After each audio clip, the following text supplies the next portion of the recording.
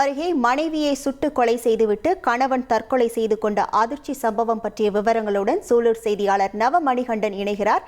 வணக்கம் நவமணிகண்டன். தற்போது இந்த சம்பவம் தொடர்பாக போலீசாரின் முதற்கட்ட விசாரணையில் என்னென்ன தகவல்கள் வெளியாகி இருக்கிறது? முழு விவரங்கள்.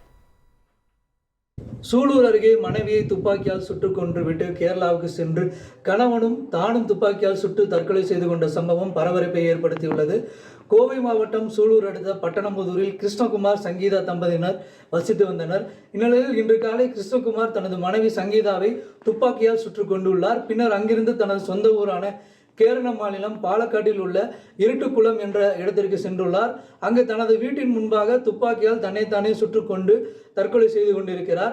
சங்கீதா தனியார் பள்ளி ஒன்றில் ஆசிரியராக பணிபுரிந்து வந்துள்ளார். இந்த தம்பதியினருக்கு 2 மகள்கள் உள்ளனர். மகள்கள் இருவரும் பள்ளிக்கு சென்ற பின்னர் இந்த சம்பவமானது நிகழ்ந்துள்ளது. அக்கம்பக்கத்தினர் அளித்த தகவலின் பேரில் சம்பவ இடத்திற்கு வந்த சூலூர் போலீசார் சடலத்தை கைப்பற்றி பிரேத பரிசோதனைக்காக கோவை இஎஸ்ஐ அரசு மருத்துவமனைக்கு அனுப்பி வைத்துள்ளனர். மேலும் சம்பவம் குறித்து வழக்கு பதிவு செய்து விசாரணை மேற்கொண்டு வருகின்றனர். அதேபோல கேரளாவின் பாலக்காடு மாவட்ட போலீசாரும் கிருஷ்ணகுமாரின் உடலை கைப்பற்றி பிரேத பரிசோதனைக்காக பாலக்காடு அரசு மருத்துவமனைக்கு அனுப்பி வைத்துள்ளனர்.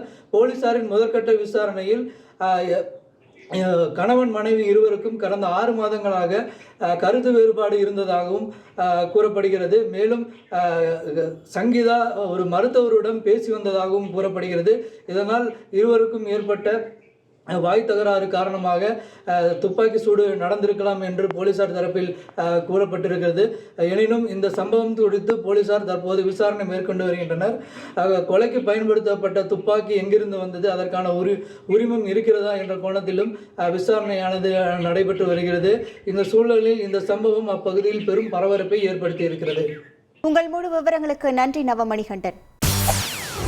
செய்திகளை உடனுக்குடன் தெரிந்து கொள்ள உடனே சப்ஸ்கிரைப் பண்ணுங்க.